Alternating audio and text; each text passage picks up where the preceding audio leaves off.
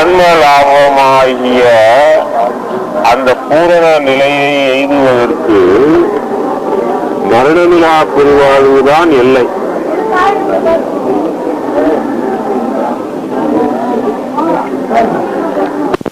ஆனால் மரணமெனும் பெரும்பாவி வந்துடுமே, தப்பும் அதை நம்மாலே தடுக்க முடியாது.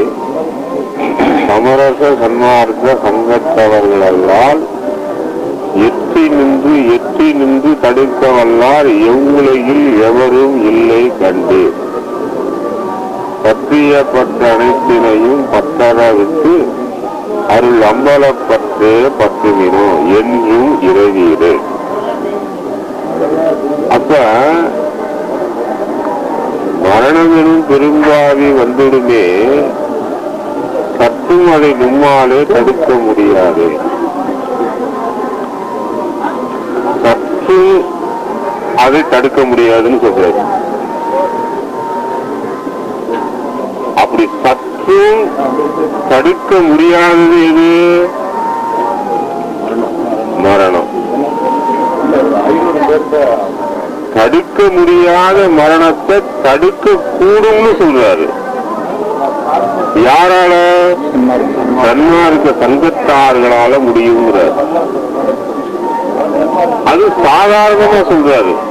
மரணத்தை எட்டி நின்று தடுக்க வல்லார் எவ்வுலகில் சமரச சன்மார்க்க சங்கத்தவர்கள் அல்லால், சன்மார்க்க சங்கத்தவர்களை தவிர மற்றவரால் தடுக்க இயலாது.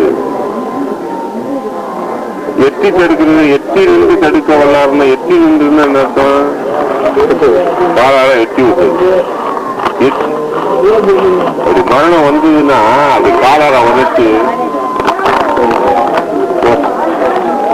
இன்னும் அவசரப்படுறா, எனக்கு இன்னும் டயம் இருக்கு, நான் இன்னும் உழைக்கணும், இன்னும் நான் பெற வேண்டியது பெறணும், என்ன அவசரமோ. ஐயா கேட்டார்ல திருடனோட போகும்போது, திருடன் கம்பம் என்ன அவசரமோ கீழே இறங்கு, வண்டி விட்டு கீழே இறங்கு, திருடணும் அவசரமோ. அது மாதிரி நம்ம மரணத்தை அவசரமோ, எனக்கு இந்த பிறவியில அடையணுங்கிற லட்சியத்துல நான் வந்திருக்கேன், நான் பாடுபட்டு இருக்கேன், நீ என்ன இடையில வர்ற? வல்வினையோ தீவினையோ மாயையோ ஆணவமோ இருளோ எந்த திறத்தாலோ அது வருகிறதோ, அது எது வரையிலும் சரி, அதை துச்சமாக மதிச்சு தடுக்கக்கூடிய ஒரு வல்லமும் சன்மார்க்க சங்கத்தார்களுக்கு தான் இருக்குன்னு சொல்றேன். அப்போ நம்ம மரணத்தை தடுத்து கொள்ள கூடுங்கிறது இந்த சத்திய வாசகத்தில இருந்து நமக்கு புலனாகும். உண்மையா இல்லையா? நம்ம இதை தொடர்ந்து வேற படிச்சுக்கிட்டே இருக்கோம். ஞானம் சரி. அப்ப நம்ம செய்ய முடியுமா, செய்ய முடியாதா? இல்ல இதுல ஏதாவது கேள்வி இருக்கா? கேள்வி. இதுல ஏதாவது சந்தேகம் இருந்தா கேளுங்க. உங்களுக்கு வேலை செய்யணும். இதுல சந்தேகம் இருந்தா கேளுங்க. எப்படி தடுக்கிறதுங்கிறது உடனே நீங்க முன்னோக்கி போகாதீங்க. இதுல எனக்கு சொன்னதுல சந்தேகம் ஏதாவது, அதாவது ஐயப்பாடுகள் ஏதாவது இருக்கா? இது பெருமாள் சொன்னதுல ஐயப்பாடு இல்லை. அதாவது இது தடுக்கக்கூடும்னு சொல்றாங்க. அது எப்படிங்கிறதுக்கு முன்னாடி அதை பத்தி ஏதாவது சிந்திச்சு நீங்க ஏதாவது அதுல கேள்விகள், உங்களுக்கு ஐயப்பாடுகள் வருதான்னு கேட்கணும். கரெக்டா சொல்லிட்டாங்க. அதுல ஒண்ணும் சந்தேகம் இல்லை, அவங்க கரெக்டா சொல்லிட்டாங்க. இப்ப எனக்கு ஒரு சந்தேகம் வருது, நீங்க சந்தேகம் இல்லைங்கிறீங்கன்னா மரணங்கிறது வர்றது தெரிஞ்சா தானே தடுக்கப்படும். மரணங்கிறது மரணம் வரப்போகுதுன்னு சொல்லிட்டா வரும். திடீர்னு எதிர்க்கு வராங்க. இப்போ அவருக்கு சொல்லிட்டா வந்தது. அவர் ஏற்கனவே இந்த மாதிரிலாம் இருக்கு. அவருக்கு ஒரு நிகழ்ச்சி ஒண்ணு தெரியுங்கிறது ஒரு ஆரம்பத்தை காட்டாவே நினைக்கிறாரு. இதுதான் அந்த அவர் சங்கத்தை சார்ந்த இல்ல இல்ல, நான் அதுக்கு வரலப்பா. இப்ப வரணும் நாம சொல்றது மரணத்தை தடுக்கிறதுக்கானதான் நான் சொல்லக்கூடாது. நாம அது நான் சொல்ல வர்றது மரணத்தை தடுக்க கூடும்னு சொன்ன மரணம் வர்றது தெரிஞ்சாதானே தடுக்கலாம். எனக்கு அந்த சந்தேகம் வருது. முன்கூட்டியே தெரியாது என்னதான் ஐயா இருக்காங்க எல்லாம் அது வேறப்பா. நான் இப்படி நடக்கணும் தெரிஞ்சா தடுக்கலாம். ஆனா தெரியணுமே அதுதான் நான் கேட்கிறேன். இப்ப நான் வர்றது, நான் மதுரைக்கு போறது தெரிஞ்சதுன்னா உத்தரவாதா என்னை வந்து இருக்குமாது. நான் வர்றதே தெரியல, நீங்க வர்றது எனக்கு தெரியாதுங்க ஐயா. என்ன எப்படி வெயிட் பண்ணி அழைச்சிட்டு போறது? ஐயா வர்றாங்கன்னு முன்னாடியே தெரிஞ்சதுன்னா வந்து காத்துக்கிட்டு இருப்பாரு. நமக்கு இது வந்து சொல்லாம கொள்ளாமலாம் வர்றது, சொல்லிட்டா வரும். ஆமா, அப்ப சன்மார்க்கத்தை சார்ந்தவங்களுக்கு வந்து மரணம் வந்து அவங்க எச்சேந்து தடுக்கலான்னு. ஆமா, ஆனா அந்த சங்கம் சார்ந்தவங்களுக்கு வந்து அது அந்த ஒரு சூழ்நிலை அறிகுறி தெரியும். நிச்சயமா தெரியும். அதனாலதான் அவங்க வந்து அதை எச்சேந்து அதுக்குரிய மாதிரி சங்கத்தவர்களால் தடுக்கக்கூடும் என்று சொல்லும் போது மரணம் வருவது தெரியும். இது நடந்திருக்கு, ஆனா தடுக்க முடியாம போயிருக்காங்க. மரணம் வர்றது தெரிஞ்சு இருக்கிற சன்மார்க்கத்தை அன்பர்களை பல பேரை நான் பார்த்திருக்கேன். ஒரு சிலர், பல பேர் இல்ல, ஒரு சிலர் இருந்திருக்காங்க, சொல்லியிருக்காங்க, ஆனா தடுக்க முடியல, அவங்களால போயிட்டாங்க.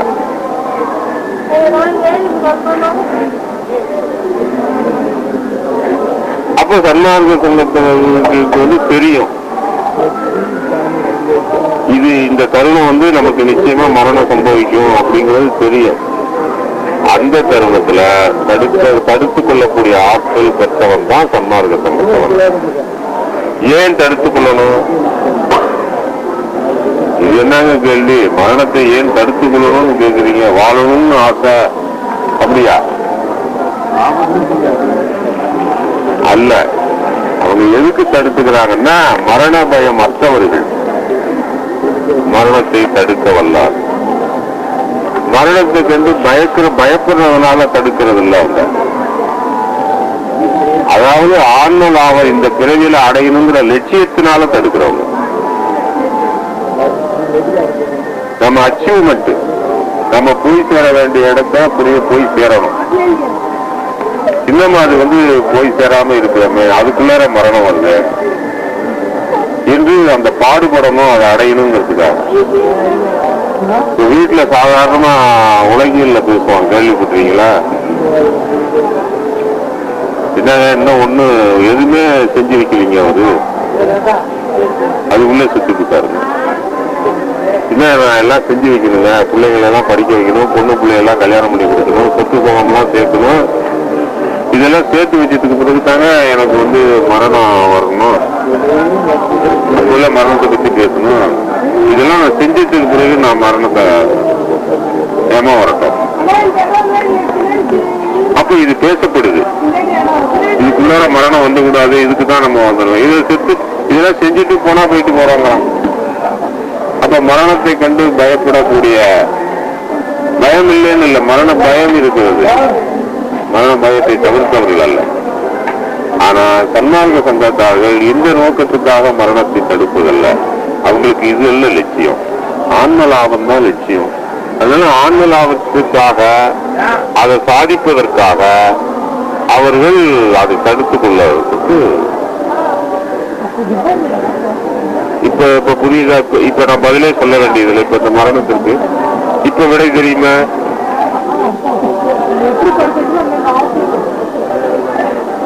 யார் ஒருவர் அந்த லட்சியத்தில் இருக்கிறார்களோ அவங்களுக்கு தடுத்துக் கொள்ள முடியும்.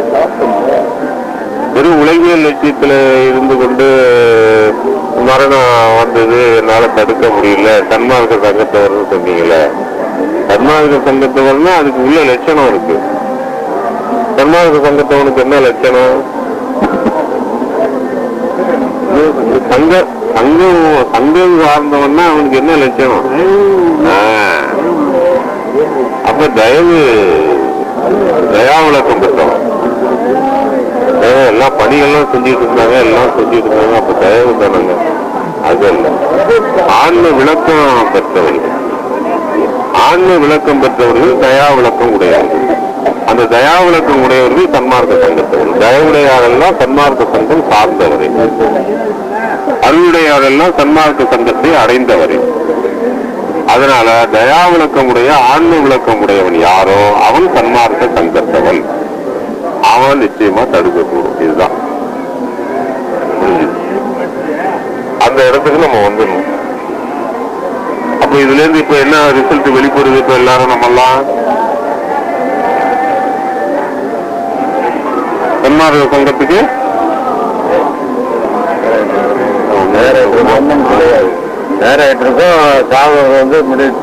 எப்படி உறுப்பினர் சந்தா வாங்குறாங்க?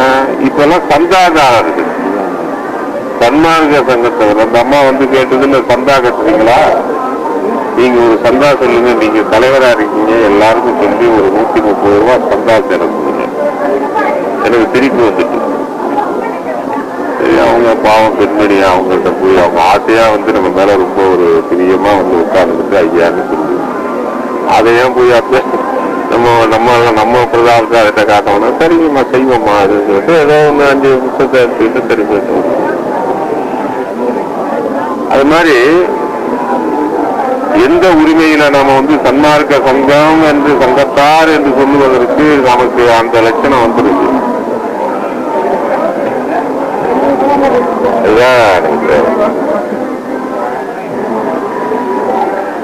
இப்ப இவ்வளவு காலம் ஆச்சு சன்மார்க்க சங்கம் நம்ம சன்மார்க்க சங்கம் போர்டு போட்டுக்கிட்டு நம்ம ரசீது கட்டிக்கிட்டு இருக்கிறோம். உறுப்பினர் ஆகிக்கலாம் உறுப்பினர். ஆனா உண்மையிலேயே ஐயா அத்தாரிட்டி பண்ணணும்ல, ஆமாண்டா நீ சன்மார்க்க சங்கத்தை வந்தான்னு ஐயாவில சொல்லணும். இந்த தலைவரா சொல்றது சமரச சுத்த சன்மார்க்க சத்திய சங்கம் தலைவர் செயலாளர். நீ சன்மார்க்க ரசீதை போட்டு கொடுத்தா இதுனா சொல்லணும். அப்ப இவரு சொல்றதை வச்சுக்கிட்டு நீங்க சன்மார்க்க சங்கம் உறுப்பினர் கருதிட முடியுமா? ஐயால சொல்லணும். சொல்லுங்க கணேசன், என்ன வழக்கால சொல்றதா சன்மார்க்கம் அவர் சொல்றது சொல்றது? இல்ல, இந்த நிகழ்வு நடக்கக்கூடாதுங்கிற ஆதங்கத்துல நான் சொல்ல வரேன். யாருக்கும் நடக்கக்கூடாதுங்கிற இடத்துல சொல்றேன். நம்ம அன்பர்களுக்கு யாருக்கும் வரக்கூடாது அந்த மாதிரி இடத்துல தானே நம்ம இருக்கோம். நம்ம இங்க வந்திருக்கிறது இல்லைன்னா இந்த உலகத்துல எவ்வளவோ வழிகள், எவ்வளவோ மார்க்கங்கள், எவ்வளவோ இதெல்லாம் இருக்கு. இந்த உலகம் இங்க என்னமோ போயிட்டு இருக்கு. நம்ம ஏன் இந்த இடத்தை தேர்ந்தெடுத்து நம்ம இங்க இருக்கிறோம்? இது தனித்து வாங்கி தனித்தன்மை உடையது. இதை நம்ம சாதித்துக் கொள்ளணும் இந்த பிறவியிலேயே.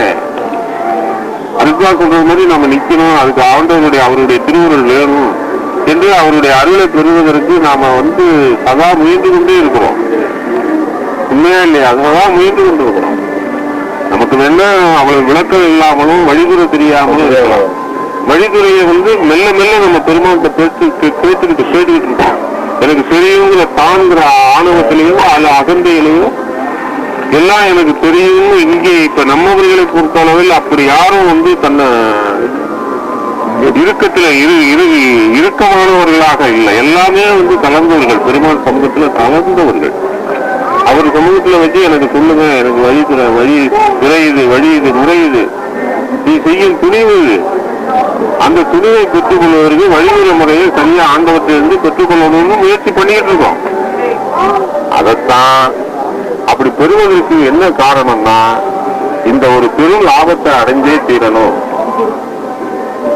இந்த பிறவிலே விரைந்து அடையணும், இந்த லட்சியத்தில் நம்ம ஈடேறணுங்கிற ஒரே நோக்கத்துக்காக, அந்த நோக்கத்தின் அடிப்படையில தான் நம்ம சன்மார்க்க சங்கத்தை விரைந்து சார வேண்டும்.